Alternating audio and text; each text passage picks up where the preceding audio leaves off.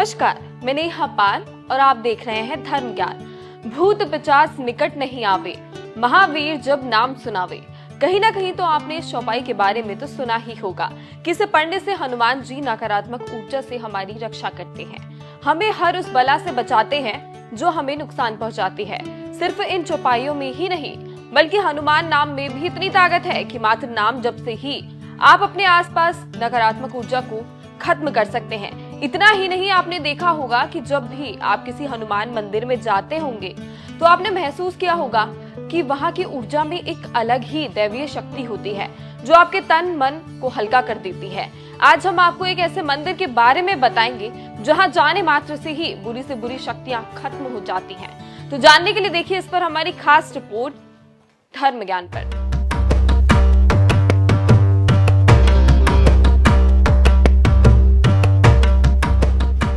राजस्थान के शिकराय में स्थित इस दिव्य मंदिर का नाम है मेहंदीपुर बालाजी। ये मंदिर दुनिया भर में अपनी अलग गाथा और रहस्यों और चमत्कारों के लिए जाना जाता है। दुनिया भर से श्रद्धालु यहाँ भगवान हनुमान के ही रूप यानी बालाजी महाराज की दर्शन करने आते हैं।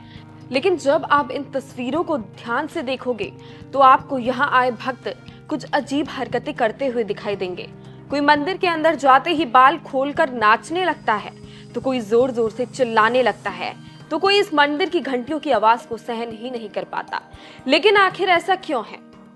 क्यों यहाँ आए भक्त अपने घर वापस जाते हैं तो मंदिर की तरह पीछे मुड़ के नहीं देखते हैं?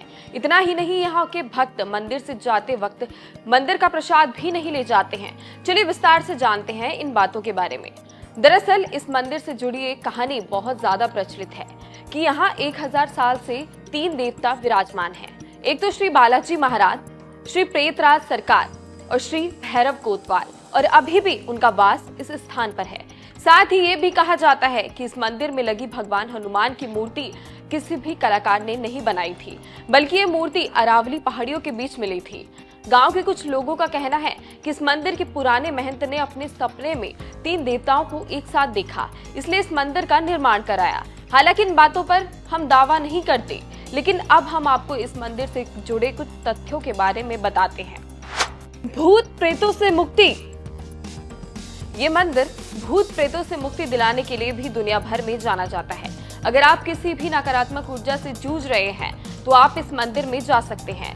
सबसे पहले आपको इस मंदिर में अर्जी लगानी पड़ेगी, उसके बाद यहाँ प्रेतों की पेशी लगती है और फिर बालाजी महाराज खुद फैसला सुनाते हैं। शायद आपको ये सुनकर डर लगने लगेगा, लेकिन इस मंदिर में आने से पहले ही लोगों के अंदर प्रेत आत्माएं हरकतें करना शुरू कर देती हैं और ये बुरी आत्माएं बालाजी महाराज के सामने लगने वाली पेशी से बचने की कोशिश करने लगती हैं।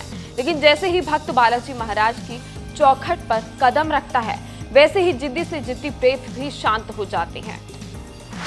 भूत प्रेत भगाने में सिगरेट शराब का इस्तेमाल। आपको बता दें कि इस मंदिर के पास एक और मंदिर है जिसे श्री महाकाल भैरव का छोटा मंदिर कहा जाता है। यहाँ सेवा कर रहे व्यक्ति ने बताया कि प्रेत से बंधन को काटने के लिए लगभग भक्त को यहाँ 3 दिन तक रुकना पड़ता है और इस प्रक्रिया के दौरान भगवान भैरव को शराब और सिगरेट जलाकर उनके पास रखनी पड़ती है, यानी भगवान भैरव को शराब और सिगरेट चढ़ानी पड़ती है।